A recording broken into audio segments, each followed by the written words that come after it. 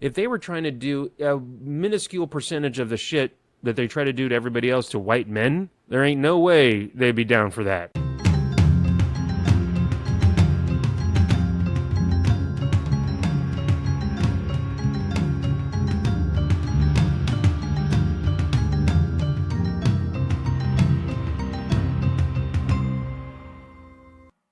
Hi there, and welcome to Jav and Charles Talk Comics. I am one of your hosts, Charles Herring, and I am here with my co-host and very good friend, Javier Gonzalez, and we're here today to talk to you about, well, comic books, because it's right there in the title of the show, Jav and Charles Talk Comics.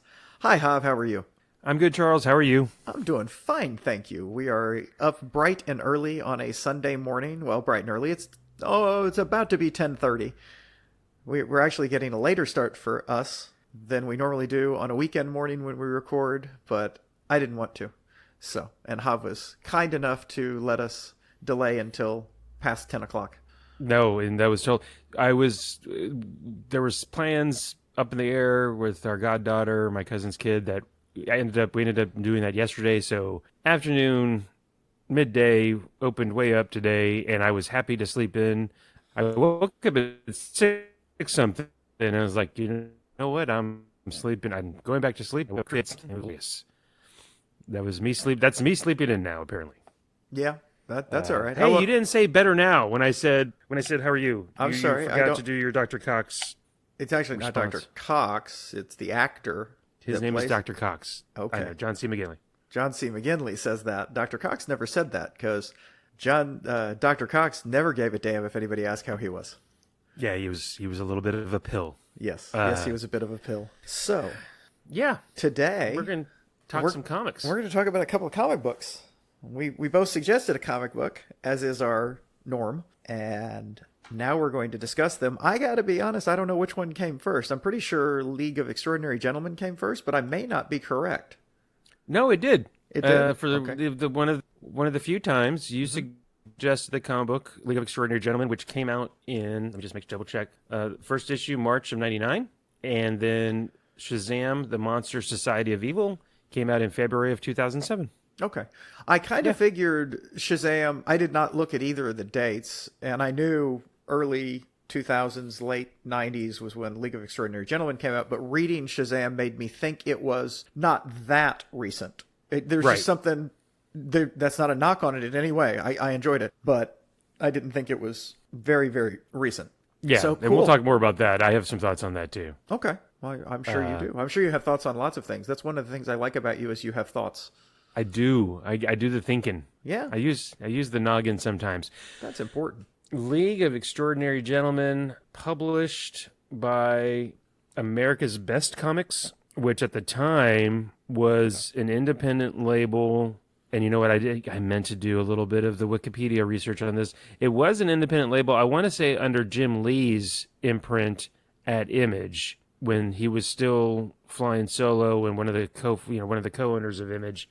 But Alan Moore owned this, I think, at the time. I want to say, and his co-creator and artist on it, Kevin O'Neill. So yeah, I thought I'd read this before a couple times at least, and I thoroughly enjoyed it. You suggested it. I'm guessing you enjoyed it, but what did you think? I enjoyed it. I enjoyed it the first time I read it. I think I read it for the first time after I saw the movie, and I didn't think the movie was that great, but then I was at the comic book store, i.e. the library. So I was at the library and going through their comics at one point, and I saw the League of Extraordinary Gentlemen, and I was like, oh, this is the basis for the movie. And I was like, oh, it's Alan Moore. And I really at that point was not as into who wrote things as much when I read it, but I thought, well, I'll read the source material, and I read it, and I was like, oh man, this is so much fun. The interconnection of all of these English, not even archetypes, just the characters. I mean, they have Dr. Jekyll and Mr. Hyde. They have the Invisible Man. The Invisible Alan Man. Quartermain. Yes, Alan Quartermain. Was Quartermain an actual pulp hero? I didn't see. I never looked that up. Go ahead. You might hear some clicking. Go ahead. Well, we're always here clicking. Well, I don't. I'm curious. I'm going to ask somebody that listens. I never hear the clicking. I listen to it in the car, though. And I tell you, I take out a lot of the clicking because you do a lot of the clicking in any kind of pause, and it goes click, click. So I go, yeah, you do that too, by the way. I know. You should I know. really That is stop doing that. that I can stop. That is just pin clicking, Mm-hmm. and that is that I would have been one of those kids with those fidget toys. I would have had like a collection of those darn things back in the day. You realize if you were actually on the radio, they would probably tie your hands behind your back. Probably, and put me like in a static chair that doesn't move, like a school chair that's just bolted to the ground. They'd have you attached to the way Hannibal Lecter is when they move him, except you wouldn't have the face mask on. And the microphone would be positioned exactly It was 6 inches just from right there, and your head would be stationary. It would be this is why I wanted to get us in the same room together when we record, so I could just strap you down. Mm-hmm. Oh well. Do not kink shame. Anyway, Yeah. No, he is. I was 90%, 90 something percent. He is a fictional character. He is very much a fictional character. no, Hey, no, hold on, time out. That was not the question. not based on a real person. No, I was not thinking he was based on a real person. Dr. Jekyll and Mr. Hyde was not based on a real person. The Invisible Man was not. Those were books that were written in a play. Dr. Jekyll and Mr. Hyde was a book. The Invisible Man was a book. These characters are a movie. These characters were other people's characters. Was Right. Quartermain No, he says else's somebody character? else's character. That was the yeah, question yeah, I was yeah, asking. yes. Yeah, no, Yes. I knew he wasn't a real person. I mean, the guy that played him in the movies isn't even a real person. You mean Sean Connery? Yeah. He's fake. Yes, he's fake. No one can be Sean Connery in real life. That would be like a full-time job to be that Sean Connery all the time. Or any Sean Connery all the time. Yeah, you know what? I think like you, I don't remember now, but I'm almost positive I either heard of the movie and then sought out the book, the comic book. No, I want to say I saw the movie and then found the trade. Okay. And then remember thinking the movie was Yeah. it was okay. And then I read the comic book and I was like, well, why didn't they stick closer to this and try to jam so much more in? And they jammed in Dorian Gray into the movie and Tom Sawyer. They just try to like a lot of times. Oh my gosh. Like a lot of times they do in these movies, they try to do too much. They try to put way too much into it. So, and I apologize. That is Ethel. She there's ghosts in her house, and she'll just stare at a wall and start barking. And now she's probably hearing something outside that is imperceptible to me, but she is a loud barker. Okay, I mean, so yeah, clearly you can't hear very well with your headphones on since you can't even hear yourself clicking a pen. right, Why would you hear anything Exactly. outside? exactly. So what else was I going to say? Oh, America's Best Comics imprint under Wildstorm. Wildstorm was founded by Jim Lee when it was under Image. So this is where you get into the whole thing, I think, where when Jim Lee returned to the DC fold, all of the ABC Comics, America's Best Comics that Alan Moore did, kind of were part and parcel of that. And Alan Moore wasn't too pleased with that. I think. I'm not positive about that. Somebody that knows better about that might be able to tell me. So, Okay. That would not be me. yeah.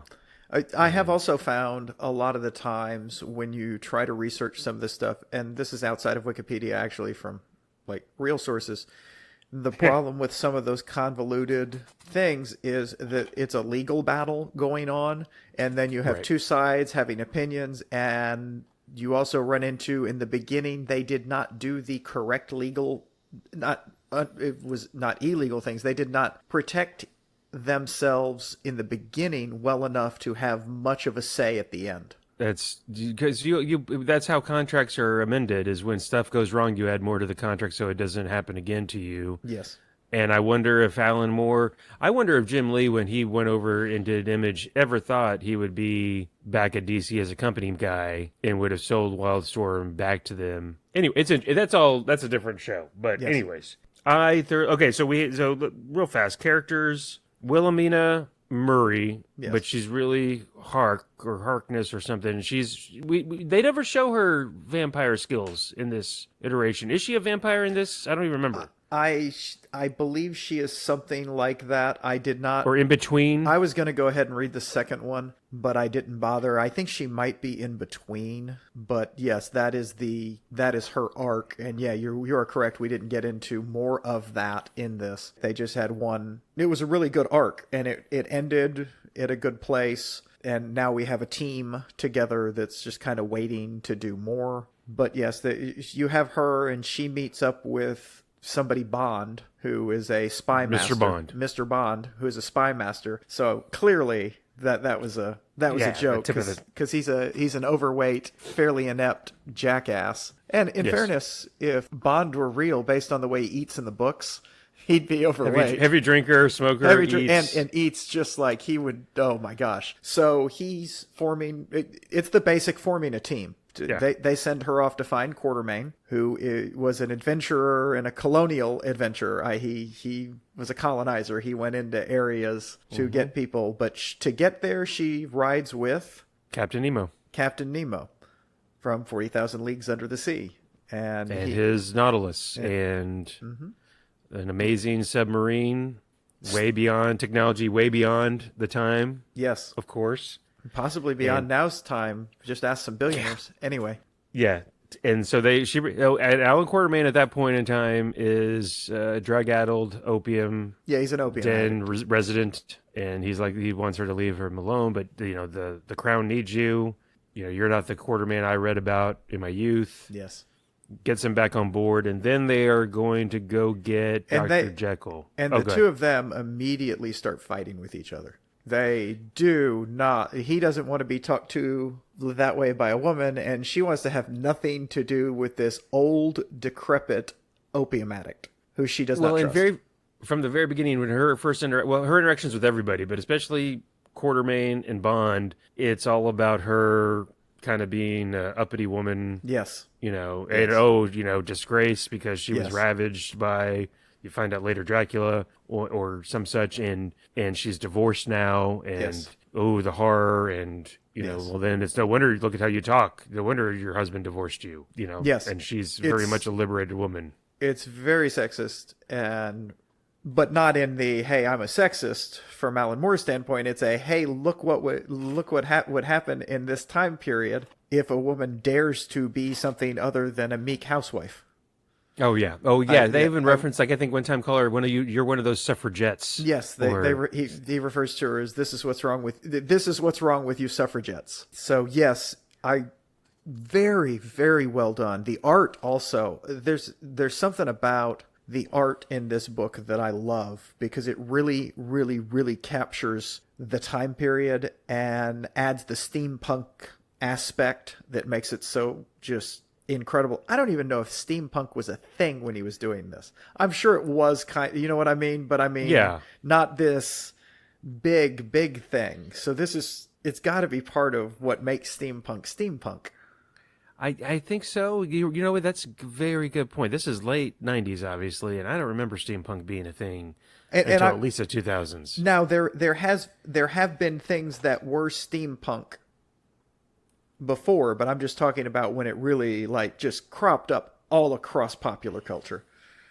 So yes, I gotcha. Yeah, so they go. You're right. After they pick up Quartermain and drag him out of the opium den, they then go to Paris to find a monster. You don't know it's Dr. Jekyll, right? And Mr. Hyde. Right now, they're looking for the doctor, weren't they? No, they were just they were actually looking for the doctor. They don't ever say it but they were looking for a particular person who disappeared. And correct. They meet up with a detective from Paris, Dumont. Well, and Dupin. And Dupin is a fictional character. I don't know if you knew this, and I didn't do as much research as I should have. This is all from memory because I think I've told you before, I'm a pretty big Sherlock Holmes fan. There was a French detective character that predated Sherlock Holmes by a few years that was all about deduction, the same methodology as Sherlock Holmes that Sir Arthur Conan Doyle wrote into Holmes, but it was this Detective Dupin, a French character.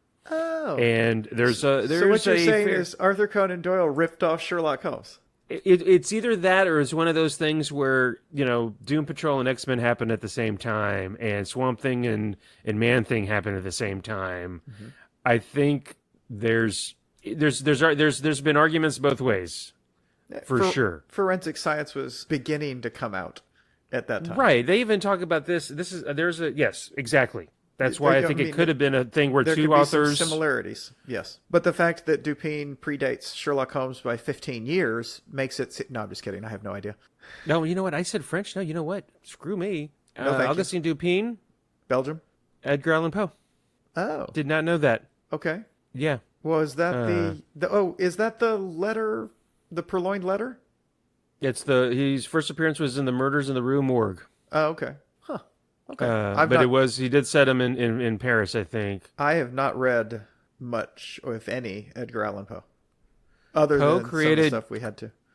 Poe created the Dupin character before the word detective had been coined. The character laid the groundwork for fictional detectives to come, including Sherlock Holmes, and established most of the common elements of the detective fiction genre. That's given a lot of credit to Poe right there, by the way, but okay. It could be. Yeah, because they also, in League of Extraordinary Gentlemen, there's also a reference one of the characters makes to alienists, where they're trying to kind of decipher and get into the mind of the insane criminal, which was a thing that was just starting to happen in the late... Yes.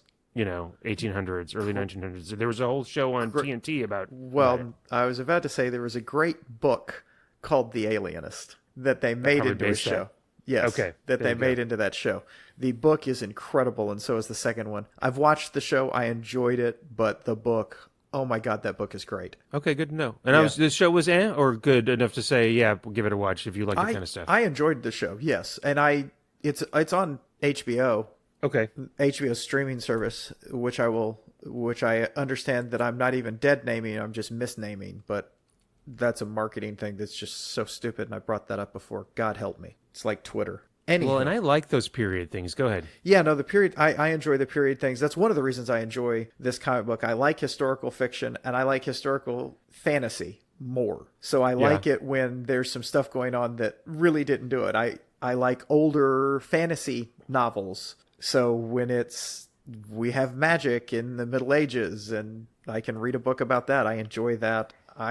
So this with that era, the steampunk era, I really, really liked. It was great. So they put Miss Murray, the Dupin has been tracking this murderer of whores. He murders prostitutes. Okay, I'm sorry. You want me to be more PC. So he murders sex workers.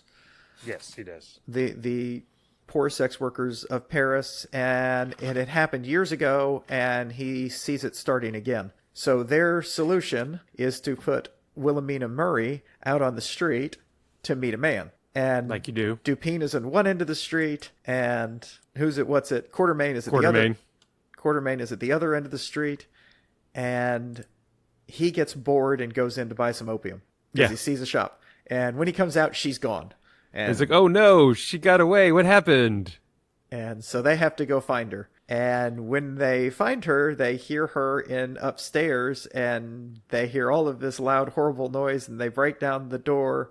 And there he is, the Incredible Hulk. I mean, Mr. Hyde. I don't mean, it's the Incredible Hulk. No, and I'm sorry. That's what I do not mean to say that they ripped off the Incredible Hulk. Obviously, the Hulk, it was ripped off. Vice versa. But yes, I want to be very clear. It is Dr. Jekyll and Mr. Hyde. You have a doctor. He turns into a monster. That's what Banner is.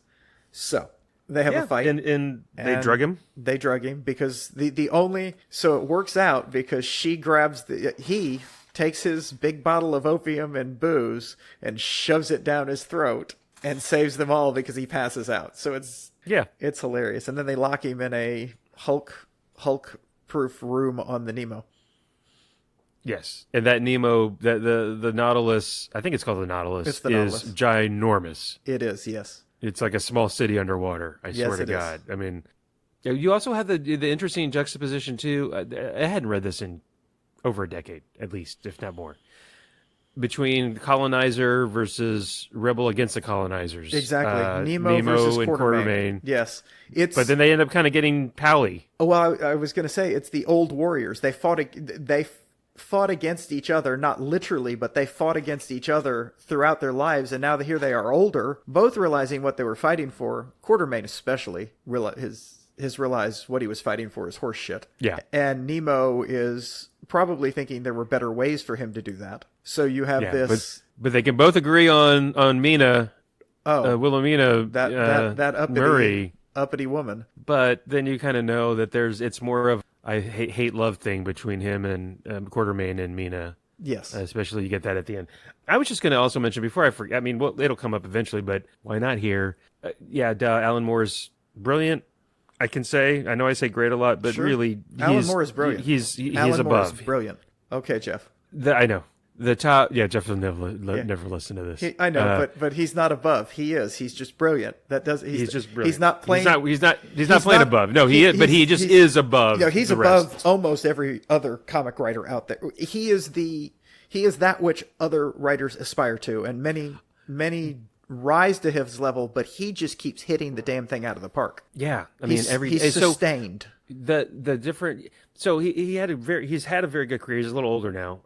All that to say, nobody had this idea before, I guess, is what I'm wondering. I know there had been other like collections of within a universe. Like, of course, you get all the DC heroes and you get Justice League, you get all the Marvel heroes, you get Avengers. But it was such a great idea of taking the Victorian, right? Victorian? This is Victorian age. You take the Victorian era heroes when England was the superpower, the naval power, the world dominating power, and then you can cherry pick all these great characters and say, okay, here's my League of Extraordinary Gentlemen, and Yes. don't worry about the woman that's leading them, but Yes. just because they're not going to call it Gentle People. Come on. Yeah, it's the It's League gentlemen. of Extraordinary Gentlemen and their boss lady, and she really is. She takes control of those recalcitrant, childlike men. Yes. It's just you have all that, and then he's also making references to Mars, and there's activity on Mars, and they think it might be Martians. It's all great. Oh, and then anyways, I don't know. Go ahead. There was one other thing I was going to mention. Period pieces. I remember the Alienist show coming on years ago now, thinking it's probably something I like, and just never making the time. Did you ever watch Penny Dreadful on one of the premium? Yes, I did. And Yes, I I loved did. that show. I enjoyed Especially that. the first season. Well, the first season was better, but man, that was a heavy damn show. Yes, it was dark. I'm trying to find now. I'm better with heavy shows when they're fantasy oriented, because I'm just trying to stay away from heavy shows. People keep suggesting these prestige type dramas Based on in real events. time, not based on real events, but real like contemporary stuff. And I'm like, I'm gonna stick to some of this fantasy stuff. I got enough real crap in my life that I have to deal with.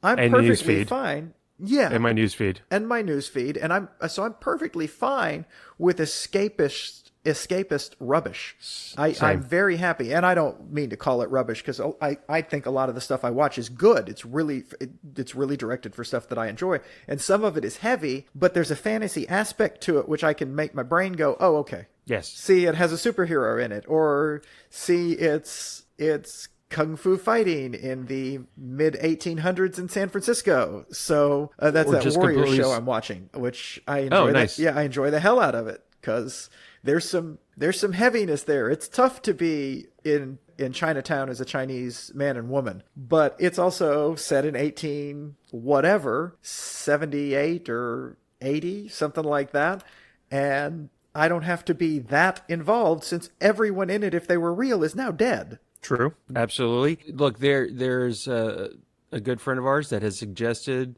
Dope Sick, the show on Hulu, and I'm sure it's brilliant. I trust them. Yes. But it's about the opioid epidemic, and it's fictionalized, but still, I tried. Yeah. And I'm just like, I don't watch no. documentaries. People keep suggesting documentaries to me. I'm like, thank you, no. Oh, but you'll enjoy this. I'm like, I would probably, but I've also read articles about it. I got all the information I wanted, so I don't want to watch interviews with these people, or no, thank you. I'd rather watch. In fact, the other day just came on Pride and Prejudice and Zombies, and now that is just stupid, funny, bad, but still awesome. But I mean, it was. How dare you? Oh my gosh! How dare you, sir? Pride and Prejudice. You know, Hey, Victoria. How dare you, sir? You know how I feel about zombies, yet you insist on bringing this up. Do my limits mean nothing to you, sir? Zombies and horror altogether. Yes. Zombies, horror, And Pride and Prejudice. and Pride and Prejudice. Yeah, and Pride and Prejudice. Yeah. Prejudice.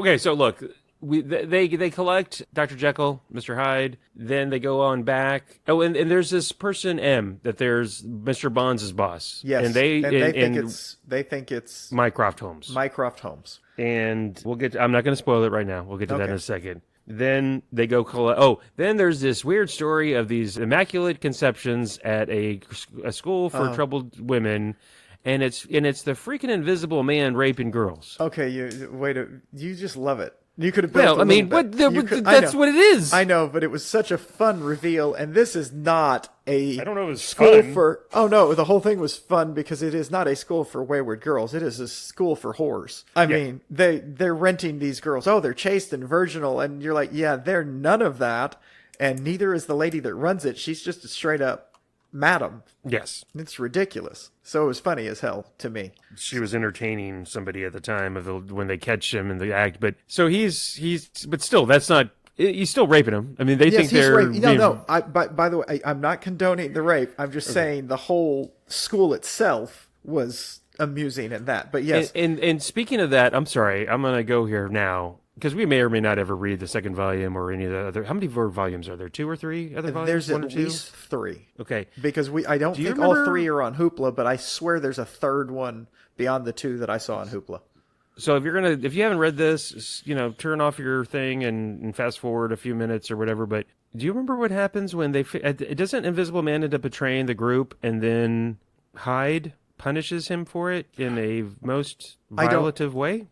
Something that springs to mind a little bit, but I don't know for sure. Yeah, it is graphic. Yeah, I remember that sticks out in my mind. It is graphic. That seems familiar, but it has been a long, long, long time since I've read the rest of it. I just purposely didn't read the second volume. I wanted to roll right to the next one, but I was like, no, let's not do that because sometimes we get bleed But no, I don't. Oh yeah, and then you can't figure. Yeah, you don't remember which is part of which. Which is this and which is this? Although I probably would have had less problems because this is a concise arc.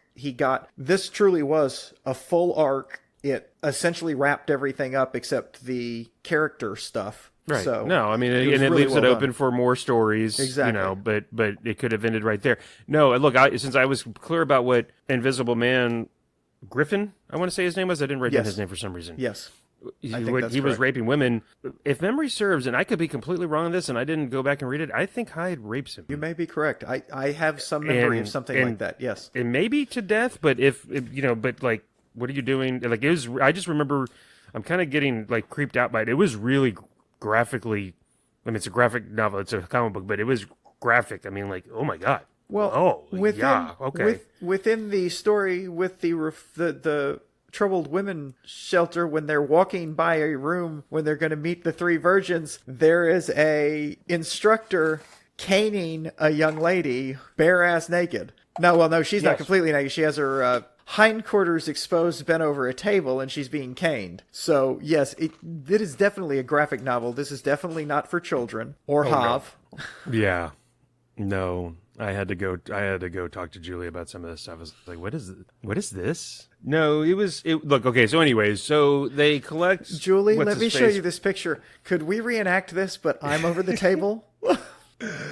Oh. Is that why you're wiggling around so much on the seat there? You're just... I'm going to need you to wear this. I'm going to need you to wear this red scarf, please.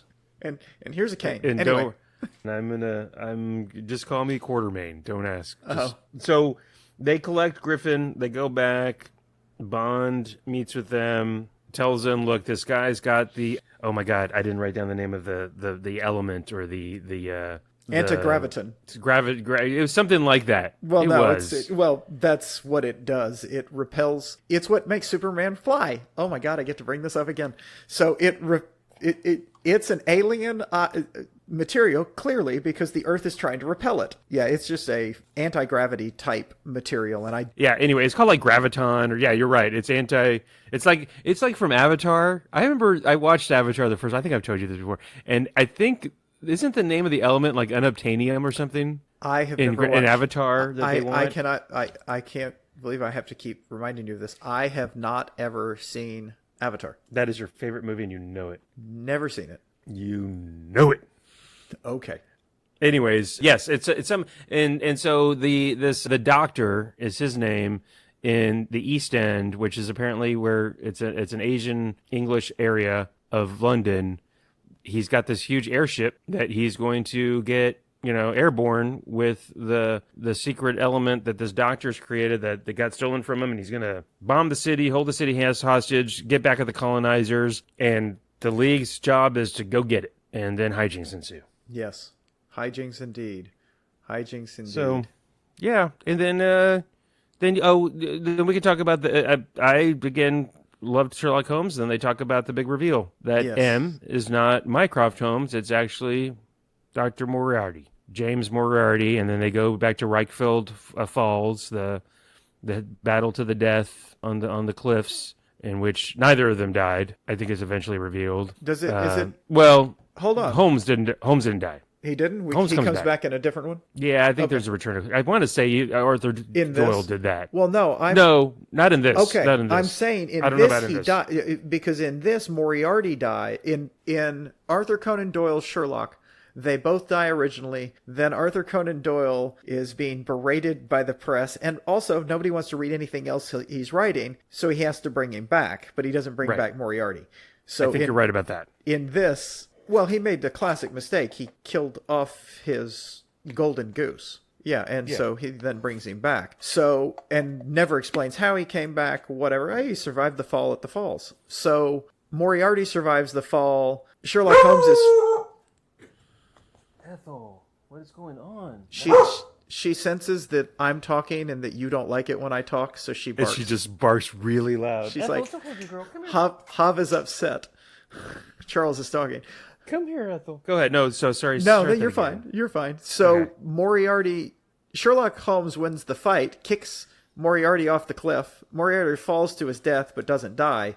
And Sherlock Holmes decides to fake his own death, so he's going up so he can disappear, which would be like what Arthur Conan Doyle's story was about. But the people that were at the bottom rescuing him because he is a secret plant, because the British intelligence took a smart student and had him work for them, but as a bad guy, so they could keep tabs on the criminal underworld. But he's built underworld, himself. yes. So this is his path, and so now he comes back and takes over. Eventually, he takes over military intelligence. But when he has them.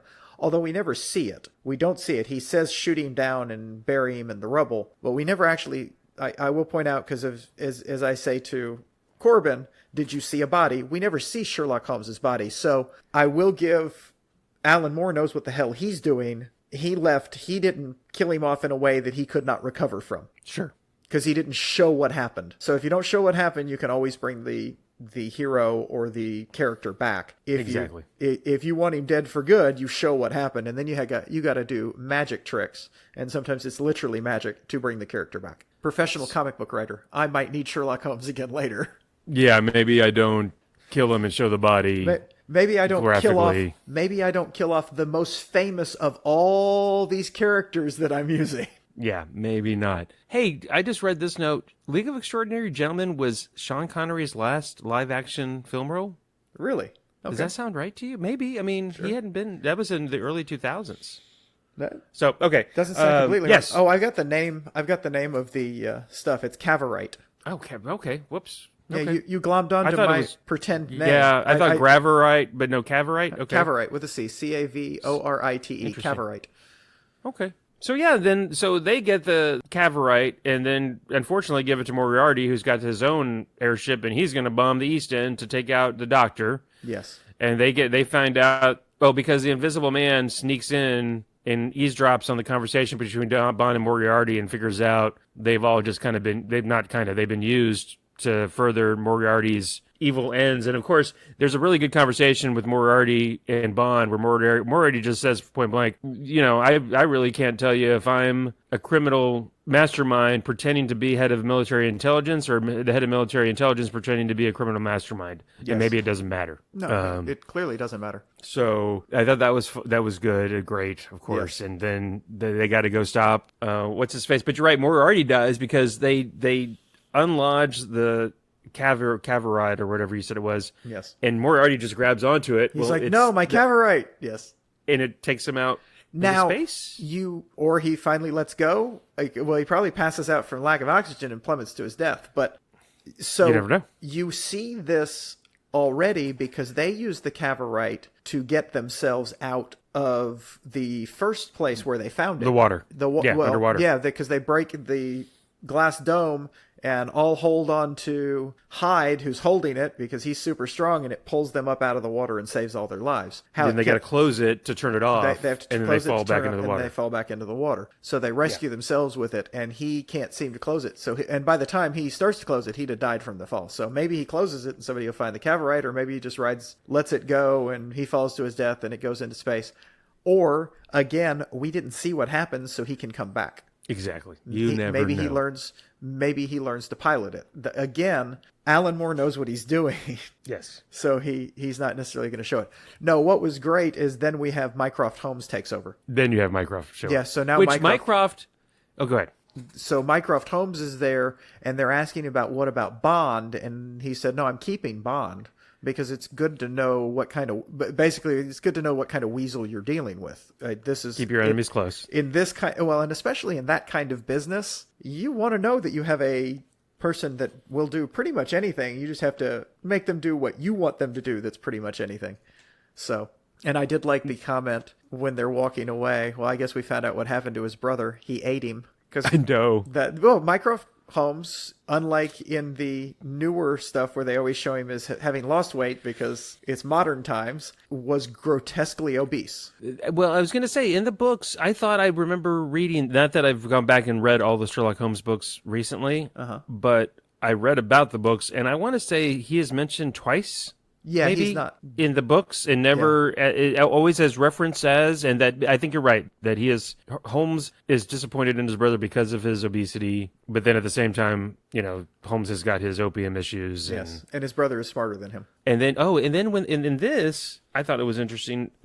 They never say it in the original, obviously Victorian era Sherlock Holmes books. Moriarty calls Holmes an opiate addict and a sodomite, I guess, implying that he's gay. Yes, I would guess. Yes. And although that was never discussed in the books, I mean, he was lived alone with Dr. Watson. Dr. Watson eventually gets married. Yes. But anyway, I thought that was interesting that Moore decided to throw that in there. Mm-hmm. That was obviously done on purpose and just interesting. I don't know. That's all. It's been a theory, and it's also a long history of. There's a long history of the LGBT community reading homosexually into characters that are not explicitly homosexual because you could not write a character that was explicitly homosexual.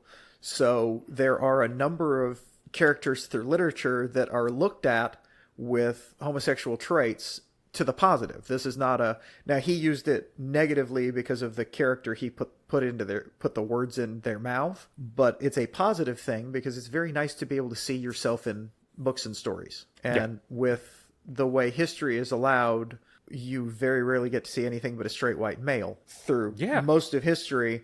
And look at all this pushback we keep getting when they put women and minorities and why make your own stuff and do this screaming that we saw even as far back as the 80s that I brought up in the last pod about the travesty of An Awful Thing You Made Me Read that had the good part of the Scottish voice complaining about women in the X-Men. Yeah. How dare there be women superheroes? Come on. Yeah, women superheroes are awesome. Yeah. So there's all that. It was good. I thoroughly enjoyed it. And as opposed, you brought up, Sorry. No, that's fine. Follow the Mutants. Look, and here's the thing. I remembered parts of that so fondly. Like, I remembered, the X-Men dying. Okay. In fairness, there are parts of it that are very good. It's just the whole of it was not. Well, because I didn't remember it not being a crossover. It was literally 3 different stories that they just called Fall of the Mutants that were all happening around the same time. I did not remember that. But no, between the X-Men dying in Dallas, Doug Ramsey, Cypher dying. Why are you making us discuss this again? We discussed this in the last podcast. I know. Well, and then Archangel, because there's 3 of them. There's Fall of the Mutants. I mean, there's Mutant Massacre, there's Fall of the Mutants, and there's Inferno. Don't worry, I'm not suggesting Inferno this time, but Hav reacted to the look I gave him on the FaceTime. Oh my God. Well, yeah, looks could kill and all that. Not this time, maybe not even this season. If and when we do a 4th season, it's probably going to happen. It's going to happen. It's just Inferno is a crossover and it ties up a lot of stuff. So we'll see. It's out there. So anyways, as opposed to that is what I was going to say. So good news, everybody. On sometime in November, when the final the final episode of season 3 drops, that will be the final episode of the podcast. We'll be rebranding next year without Hav. I am taking applications. No, I would never do this podcast without Hav. So look forward to placeholder name and Charles Talk Comics. Yeah, it'd be great if your name started with a J and only had 3 letters. It'd be easier to change stuff. So there's all that. I don't know why. Because as opposed to Fall of the Mutants, which I even struggled to get through, this freaking it's fun. Flew through it's fun to read. It's fun to read. It's deep and fun to read, and there's something so great about something that has so much in it, just in the art and what's going on, and you're still burning through it. And there's a lot of little Easter eggs. I don't know if you call them. There's just in the art. I mean, on the buildings, on the pieces of paper on the table, on the art on the art on the walls, in the teasing of the next issue, the little blurb. The blurbs are great. They're the same idea of they're kind of the same idea that they did in the Jimmy Olsen stuff. It's that kind of funny, hey, we're having, these are comic books, these are fun. So you have fairly serious subject matter in here, but it's fun, and they're having fun with it, which I get back to my, why does everything have to be so effing serious? Yes. Comic books can be fun, and I like it when they're fun. I like to have fun with myself. Wait. Well, that's okay. I'll allow it. Oh, thank you. Oh, before I forget, I did write this down just when we were talking. Not that there was a lot of whatever spy. Yeah, there was a little bit of spy craft and double agents and mystery, that kind of thing, national intelligence, etc. It always makes me think. There's this fascinating real life person, and I have a book about him. I think he was called the Ghost, was his nickname. James Jesus Angleton, who was the United States spy master, essentially, from right after World War II to the 60s, who just was borderline brilliant and crazy. All this, well, not, but I think everybody says brilliant, but also borderline insane, because he just was would get so wrapped up, but then a lot of stuff ended up happening on his watch that you found out later about, and then they're wondering, well, did he let it happen because he was that brilliant? It's interesting. So it made me think of that guy. The Cambridge, there were some British double agents that were working for the Soviet Union, like the Cambridge 6 or 7 or something, that really hurt his credibility because it happened right under his watch. And of course Britain, but still, Western world. He should have known about it, supposedly. And it just fascinating. The spy stuff in this made me think of him for some reason. I'm not sure why. Okay. Oh, because of Brilliance and Moriarty, Mycroft Holmes, all that stuff. I was going to say because of the spy aspects of the League of Extraordinary Gentlemen. Yes, that's why. That they're kind of a secret strike force. Yes, exactly. He also... They are the Suicide Squad? Yeah. Anyways, I just think he's an incredibly interesting real life person that I don't think very many people know about. Of course, because he was the head of he was one of the founding members of the CIA. Let me just say that. Okay. So yeah, it's just a fascinating read. So there's all that. Okay, that's it. I got no more use for this comic. Anything else? Nope. We're good. I like the comic. I'm going to read the second volume just because I enjoyed it. Cool. So we have a website called Jav and Charles. We don't have any mail. Okay. We have a website called javandcharles.com, and that's spelled JAVANDCHARLES.com, javandcharles.com, where you can send us mail. You can also see and listen to the podcast from there if you choose to. We would very much like it if you sent us mail. This is the part where we beg. It would also be very helpful if you liked and subscribed to our podcast. And we're also on Twitter, but you know what? Twitter's dying, so I haven't really been doing anything with that. So thank you all for listening, and now let's talk about Shazam. Boom.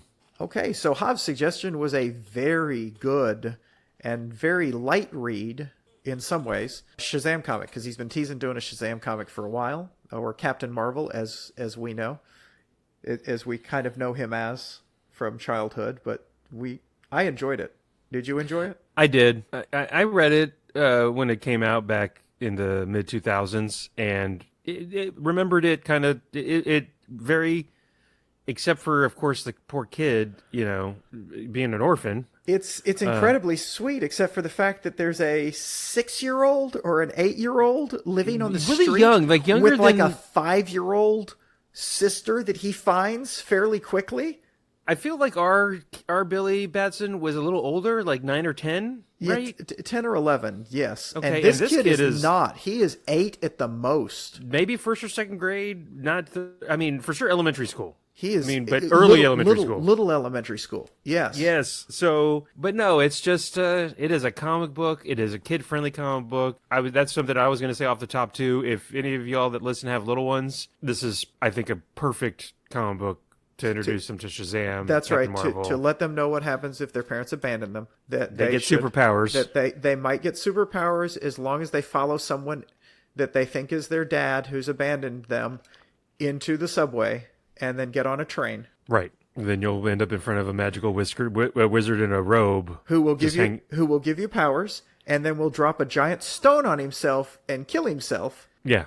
And become a ghost. And become a ghost that you can then commune with when you're separated from your alter ego of Captain Marvel, who are two separate people. See, this was the thing that I liked about this, was they are kind of two separate people. And it does seem to me, and I did not read it as a little kid, and I wasn't around when it came out, but it does seem to me that this was more like the original Captain Marvel, wasn't it? Where he turned into Captain Marvel, but he wasn't a little kid. I mean, there was some childlike to him in the fun and what have you, but he was more of an adult superhero when he transformed. I think you're right. I think you're right. As opposed to what we read in Justice League International, Justice League that we read a few seasons ago, or last season, I forget, where it is very much Billy occupying the body of an adult, and it's so clear that he likes cookies and milk, and this is. But you're right. They are they can kind of communicate within themselves to each other, but they are two separate identities of people in the same body.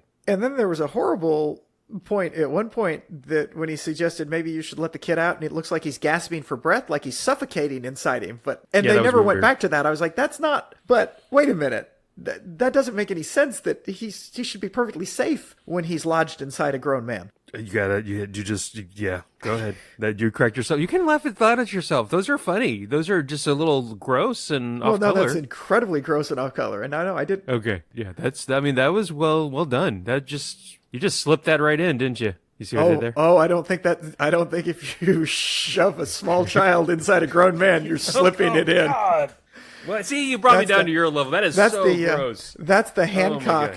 That's you've seen the movie Hancock, right? Yes. Okay, when he's in prison. Now you're going to get out of my way. Okay, you're going to get out of my way, or I'm going to put your head up his ass. Oh, that's right. Oh my God, you're right.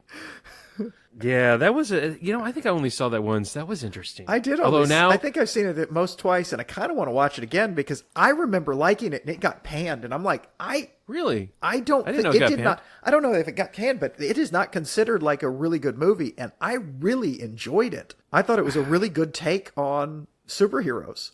Yeah, no. My issue now is with freaking Will Smith. He had to go be a dumbass and do that thing at the Oscars, and my tolerance for him now has gone way down. I gotta say, I don't condone what he did. I don't. He made a horrible mistake, but in the grand scheme of things, it was a mistake, and we've all made mistakes. It's a pretty big one, but he's clearly got some anger issues that he needs to work with, and hopefully he will. And the funny thing is, and I'm one of the only people that have put this, after the slap, if you watch it, the Chris Rock almost threw down. Because he slaps him, Chris Rock recovers from it, pulls himself up, balls up his right hand, and then goes, holy shit, I'm hosting the Oscars. And then forces himself to relax and start talking again. And no one, he's like, man, he backed up. He didn't back down. He was like, I'm hosting the fucking Oscars. Yeah, it was just, I remember we watched it. We don't watch the Oscars necessarily every year. For some reason, we were watching that. Maybe because Chris Rock was hosting it. Yeah. Or was he a presenter? He was hosting the Oscars. He was hosting it. Oh, that's what I thought. And maybe that's why we watched. It was like, Chris Rock is hosting. We'll watch. We thought it was a bit. Of course I thought it was a bit. A lot of people thought it was a bit. I wasn't watching it. I was on Twitter which I would do sometimes because it's easy to screw around on Twitter during the Oscars because you get people clipping highlights and you can watch the decent parts of it without having to sit through the slog of annoyance and find out who won stuff. So I'm not a huge fan of the whole Oscar thing. And all of a sudden that hit my feed, and I got the Australian feed, which did not bleep stuff. So the first thing I saw was the actual live feed. And I was like, holy crap, and the back and forth. And I was like, and people were like, some people think this is fake. And I'm watching it going, that's not fake. That is not Will Smith acting. Will Smith lost his shit. Yeah. Well, and that's not a knock. Will Smith is a great actor, but he lost his shit. That was Will Smith losing his shit, not a character. No, I got you. No, anyway, okay. So, yes, I thought Hancock was good. Anyways, so going back to this real fast. So before I forget, Jeff Smith is the writer and artist of this, and his big comic book that he self-published back in the day was called Bone, B-O-N-E, and very well regarded. I've known of it for literally. Oh, I'm sorry. I just did that to you again. Okay. I've known about that comic book for decades. I think I've you heard say nothing, it more than I do now. I think I do. Look what you did to me, okay. man. Well, that's fine. No, you just stole it from me. It's all right. I have one thing, and now I have it no more. Oh, whatever.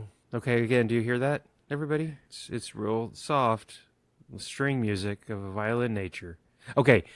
Well regarded. All good reviews. Bone is apparently a masterpiece. Except it's not online, so I haven't read it. And I was going to say, I've never been able to find a good collection trade. I'm sure they exist. It's not on... Yeah, you're absolutely right. I try to look. It's not on Hoopla, and I didn't dig deeper. I didn't hit the library's digital collection. And I didn't even hit the non-digital collection, because it might exist hard copy at it might, yeah. Dallas Public Library. I even or wherever Googled... your public library is, if you're listening somewhere else. The public library is a wonderful resource for free material, and I highly recommend it. I feel like we haven't talked about the public library enough recently, because we've kind of gotten away from that. And I feel that is the one benefit to mankind this podcast does, is promoting the public library. And really, we're not being facetious about or sarcastic about that at all. It is really... I don't think I sounded sarcastic there. No.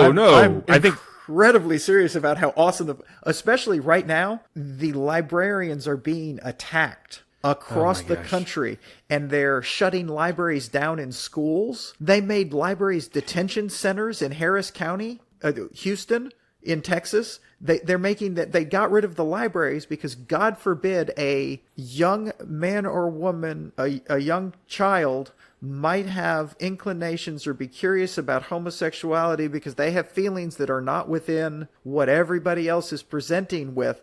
They might check a book out from the library that helps them see themselves in something. And we can't have that because that might turn another child gay. That's not how it works. Sorry.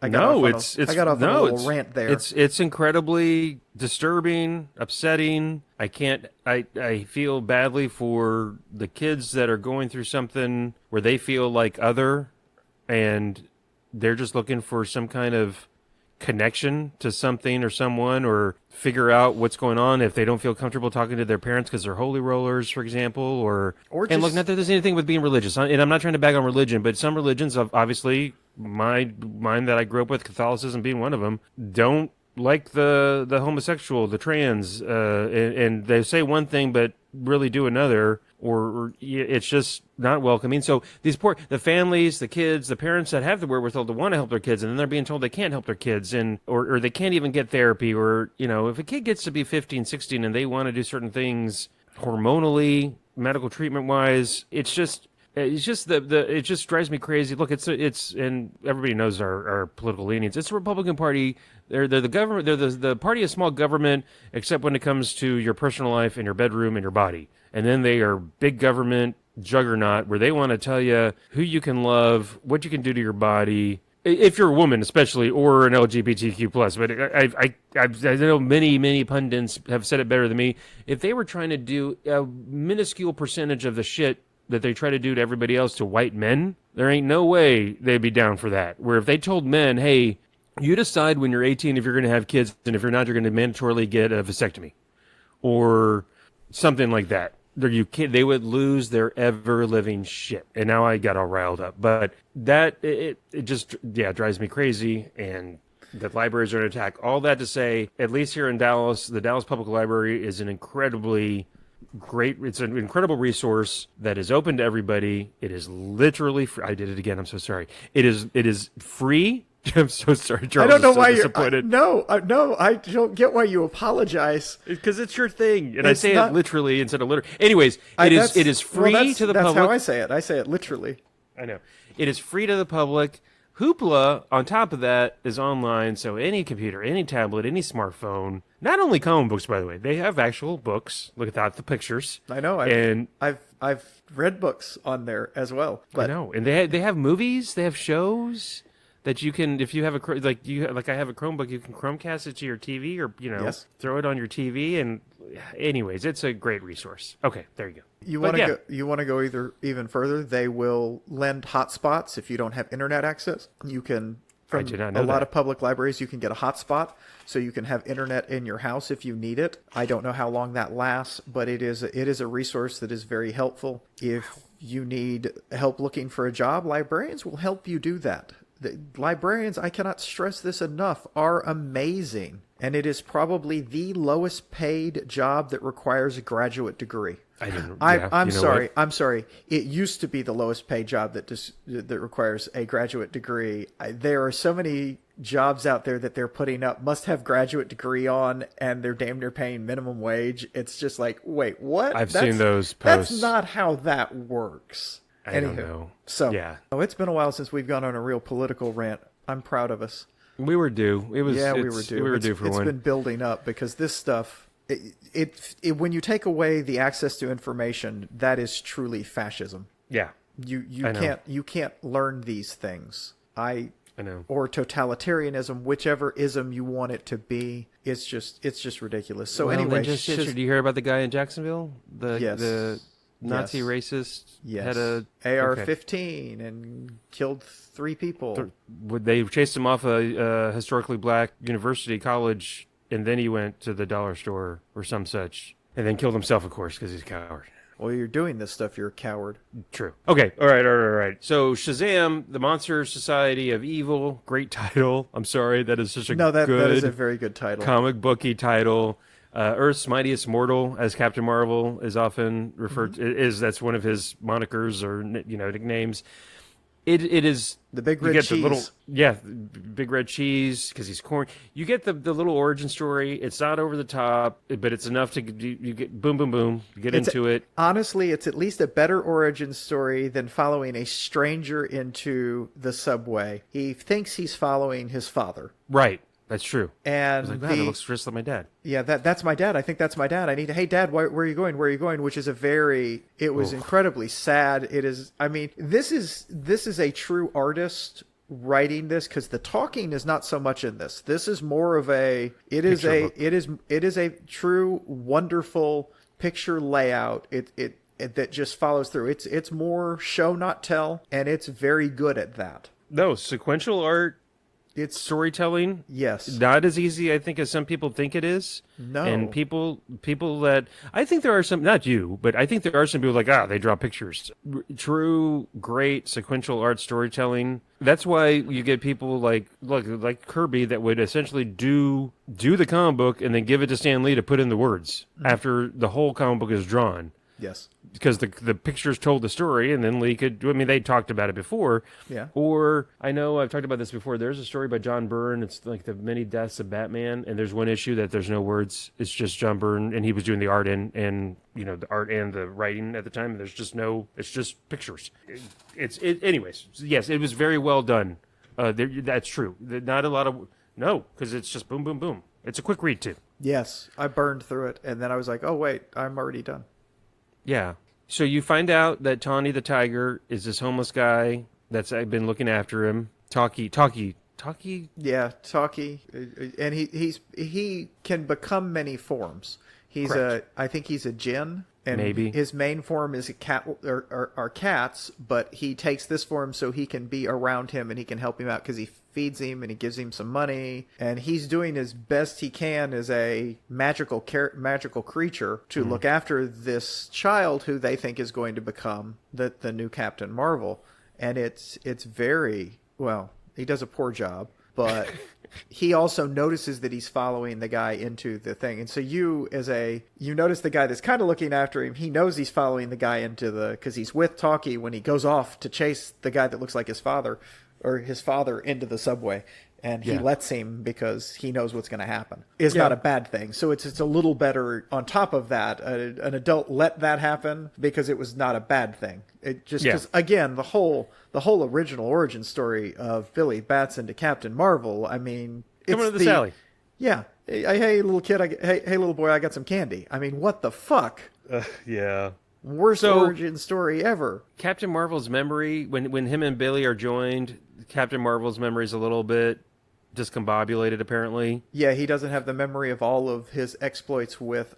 From what I understand, the Wizard was his former host. Is that it? I think that's how it works. You know what? That's what he says. Yes. I think you're right. When we were together, and they've separated forever, and that's the thing when they go to the Rock of Eternal Torment or whatever that's called. The rock at the beginning of the universe. The Rock of Eternity. Rock of Eternity. Which sounds like Rock of Ages, which is the weird. Anyways, go ahead.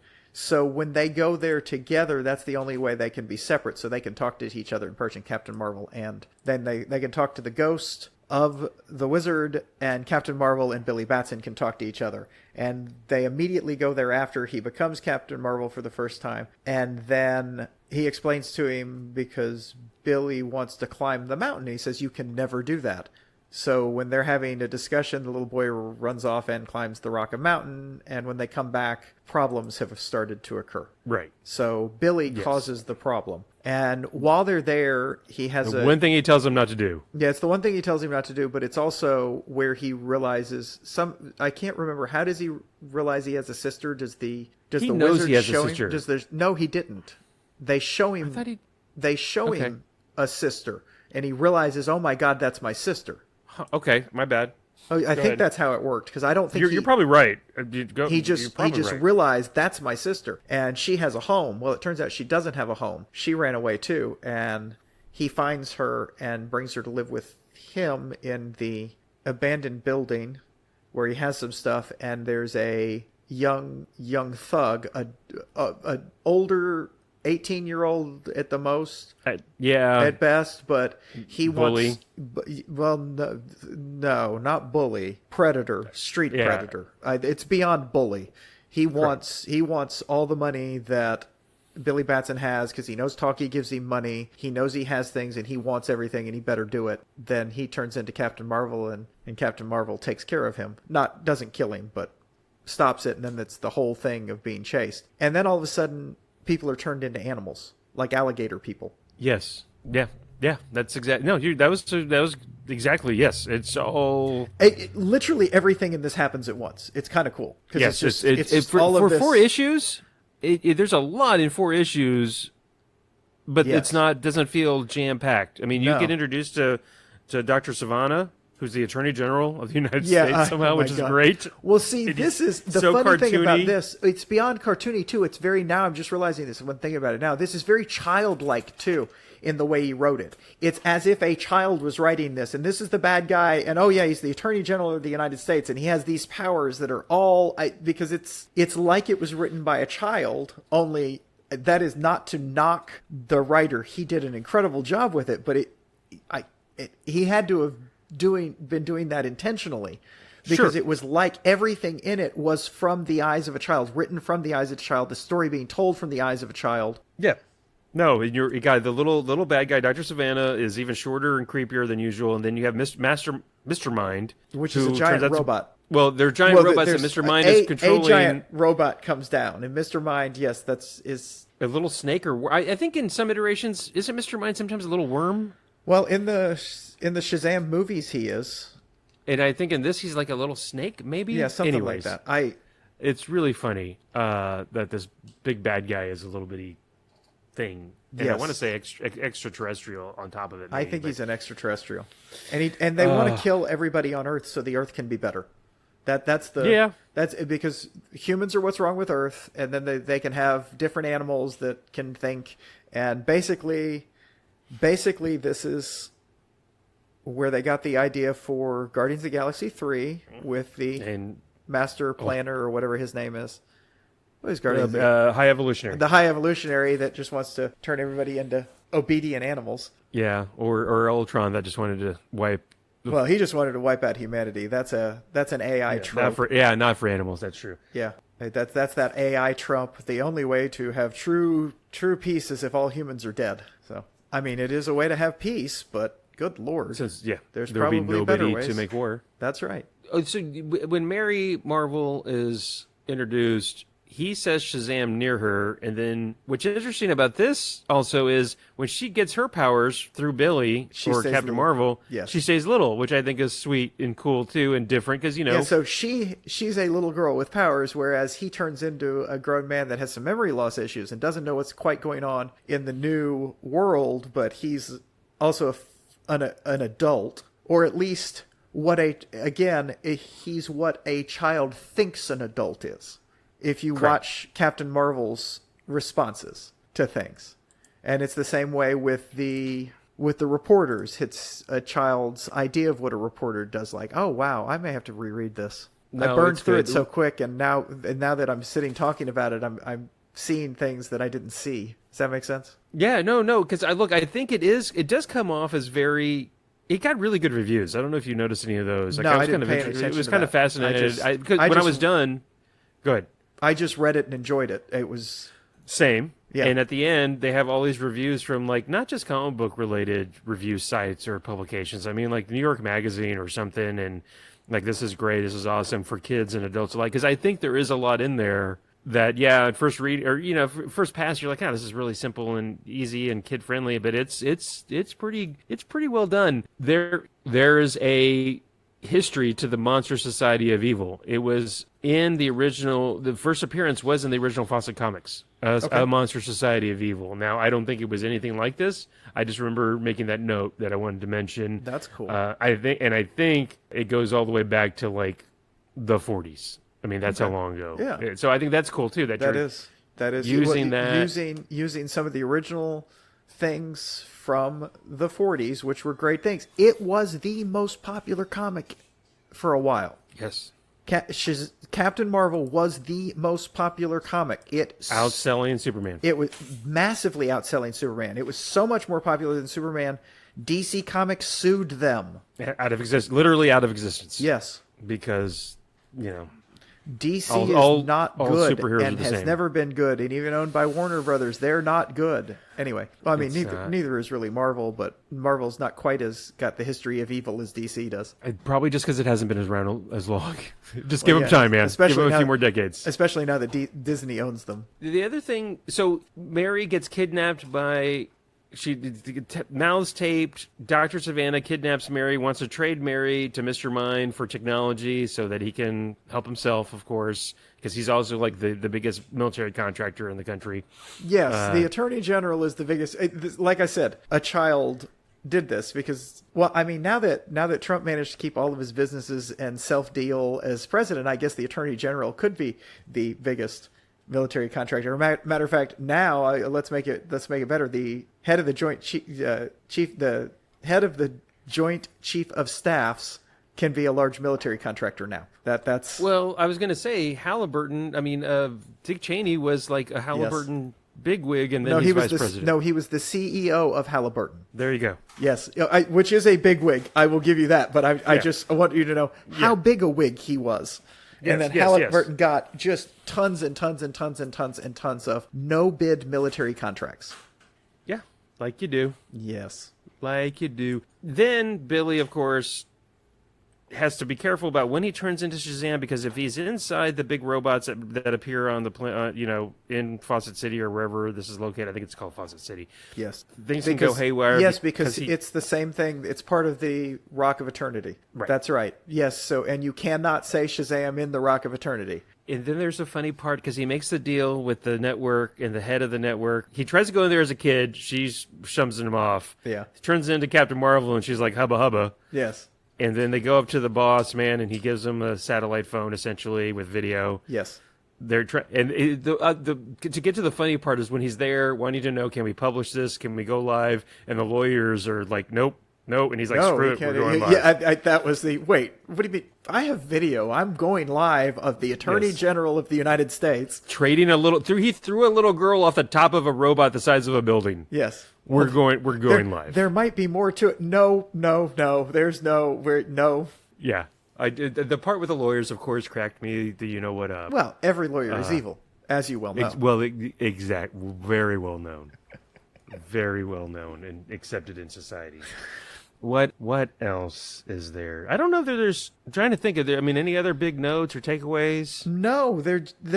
As much as I good. enjoyed it, there wasn't just a ton to it. It was an origin story, but it was an incredibly well done origin story. I wish there was more. I don't think there's another volume. Is this all he did of this? I looked. Yep. Just in and out. Well, he's got his own. I don't know that he's still writing Bone. He might be. I don't know. I still need to. Like I said, I've known about that for years and years, and I've heard nothing but good things. I think it bears mentioning Captain Marvel, Shazam, originally created by Bill Parker and C.C. Beck, Fawcett Comics, 1940. I mean, like right after Superman. We've talked about this before. The litigation, just because they both wear red in their suit and have a cape and fly, that was enough for DC to apparently win some kind of trademark infringement, copyright thing. It wasn't just that. It was also the idea that they said we need to make a Superman character. Yes. Isn't that kind of the real crux of it, is that they just said, hey, we need to make a Superman character and give him all these powers. Now, I can also make the case that he's a completely different character. No, I was going to say... Except he looks exactly like him and has the same main power. Actually, not even that. Shazam flew first. That's right, because Superman did not fly. leap over the building. Shazam could fly. So it's not the same character. It's a very similar character, but it's not the alien versus the kid and the wizard. Right. And magic versus science. It's a magic character versus a science-based character. It's just too bad because even after they sued them out of existence and or bought them, and now of course DC owns whatever remnants of Fawcett Comics there. Or it was Wiz Comics. Am I confusing? Not Fawcett. Was it Wiz Comics? Anyways. Oh, Wiz Comics was the name of the comic book. Fawcett Comics is the company. Fawcett Comics was the company. Oh, here's one of my last points. In my opinion, as great a character as Captain Marvel / Shazam is, criminally underutilized, I feel like, in the last 20, 30, 40 years. Yes, I mean, because the big one... It's the big three, and actually it is the big two for DC. It is Superman and Batman, and if you put up this character that has the back history and explore him the way you really could, it'll take away from the big two. So that's my thought on it. That's the reason. This is we sued them out of existence. We own the character. We'll use him whenever the hell we want, but we're just going to use him as the butt of jokes. We're going to use him as all sorts of different things. We're not going to give him the opportunity. They only seem to really, really push their comics, what DC came up with originally, or as originally as they can claim to. And they also get into weird ruts where if anything hits, they beat it to death. Yes. Batman smiles, all that happened, and then if Superman gets hot for a second, or Wonder Woman, or whatever, just the flavor of the week. And everybody does it. There's copycats and blah blah blah. But it's too bad because this, I think, there's still so much to mine here. I think there is if they would give somebody the chance to, I think it could be done very, very well. And I don't feel like it has been. Maybe I'm wrong. I could be completely wrong. I don't think you are. The one other thing I think is really cool about this, I remember from reading this back in the word Shazam, the word Shazam comes from, I think we've talked about it before, but I did write it down because I was taking notes. S is for Solomon, wisdom of Solomon. H is Hercules, the strength of Hercules. A is Atlas, the stamina of Atlas, holding the world up. Zeus is power. Achilles is courage. And then Mercury is speed. So that's where you get the moniker, the name Shazam. And I think that also, for some reason, super cool. I don't know. I just think it was a really neat thing, and it's an original, and that's where it came from, and it was cool. The writers did a really good job coming up with the origin of this superhero. Yes. In a time where they weren't really cranking out. Well, I guess this was when they were starting to crank out origins of superheroes, but this, they did a good job. Well, and Clearly. remember back then, too, in the 40s especially, this was so unique, I feel like, and it's not like I'm a comic book historian, but a lot of your comic book characters, Superman was unique because he was an alien from another planet Yes. that had these literal superpowers, different than a guy dressing up as a bat that was just physical peak condition, or the Shadow. Well, I was going to say, the Batman was just the Shadow as a bat. Right, or, all these other characters that weren't necessarily Green Lantern, yeah, some were powered, some weren't, but you had a lot that weren't powered, like Wildcat, a bunch of the Golden Age guys. This was, again, just such a unique origin story character. And then the brilliant part about the kid. It's a kid. It's a kid. It's what caused comic book. It's what caused Robin. It's what caused Robin, because right around the same time, Batman got Robin. About a year after Batman came out, and it's probably after Shazam, they're like, what if we gave a kid sidekick? And that's where the sidekick thing came in. I was going to say they all started getting sidekicks. And they started getting sidekicks because kids want to see themselves. And it was mostly a child. Comic books were mostly for kids. So it was the idea of we need to give them more. It's more popular if they can see a kid in them. So Superman got his good friend, Jimmy Olsen. Superman's best friend, Jimmy Olsen, who was a kid photographer. Yeah. So they could see themselves better in the comic. Like I think I said earlier, it's good to be seen in books. It's good to be, everybody needs to be seen. It gives you realism, and it also helps people to see other people if you have variations in comics and books and movies, and you see how other people live, and you see that there are other people and they've got value. I'm back on a rant. Sorry. Anywho. How dare you? I know, but you can learn more about this at the public library. The public library. It's free, yo. Boom.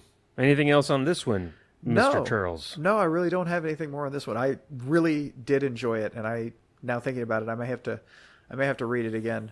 I'll put that on my list to read again at some point, just as all right, remind me and let me look at it deeper. Well, and now I'm wondering, what else? Captain Marvel, Shazam. Yeah, I may read some more Shazam. Yeah. I may play around on Hoopla or on. I know, and when I suggested this, there was a one by Jerry Ordway, 80s, I want to say, that is also very well received. That I read also, but I don't remember as well because I read this one more recently. But might be worth taking a look at if you're looking for something. Also, kind of, I feel like very much of the same tone. Okay.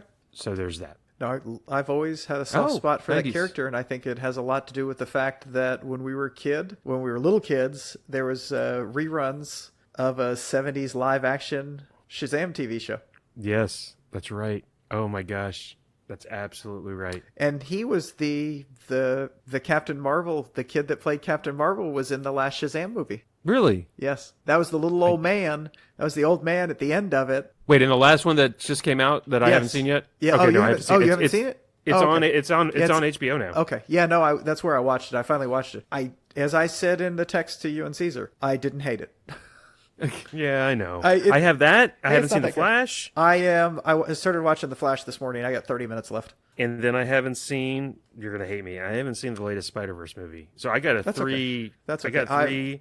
I think on the 5th, it comes out on, I think it's already come out on digital, but I'm not buying it on digital. I'm going to buy because it's about the same price to buy Blu-ray, DVD, digital all at once. With extras? Well, it'll have extras on it, but I'm going to buy that. I don't really watch a lot of extras, but I like to own things now physically because you can keep around a Blu-ray player for a long time and they can take away your digital. Remember, you don't own your digital copy. Yeah. It's a long-term rental until they decide it's not, and then they can just take it away. And I don't like that, so I'm trying to buy. I'm back to and I don't buy a lot of stuff because it's on streaming stuff and what have you. But this is oh my God, I love that movie, and I'm so angry about it. And when you watch it, we'll talk about why. Okay, cool. And it has nothing to do with the movie. It's just there's something that ticked me off so extreme that has nothing to do with it, and then making me itch to watch the next movie. Huh, okay. Hell, cool. I'll tell you, it cliffhangers because it's a fucking second movie in a trilogy, and it cliffhangers hard, and I was pissed, and I was so into it I didn't even realize that they were just going to end it right the fuck here. And Just I mean, boom. everybody is so. But you don't do that. Do you ever like look at your watch or start thinking like they're not No, going I to be was able just to wrap this I up was, in oh, time? I knew it had to end at some point, but I thought there would be some. And I mean, I was just dialed into the fucking movie. I was like, oh my god, this Gotcha. movie! Oh my god, this movie! So Did you watch? I know you. There's a lot to watch. Did you watch any of the Strange New Worlds? no, Star I Trek? still haven't done it. No, I watched Ahsoka. Okay. And first two. we finally finished Mandalorian, and we just started Ahsoka this morning. So, Love Ahsoka. well, She's what was my I gonna favorite say? Jedi.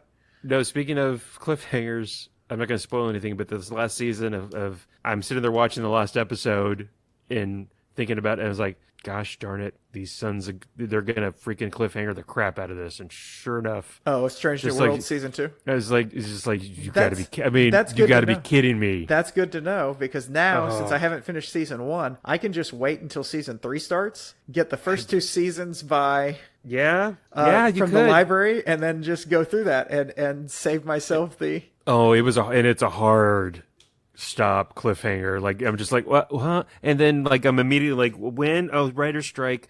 Oh, yeah, no, writer's strike. Is that even any closer to any kind of resolution? Have you heard?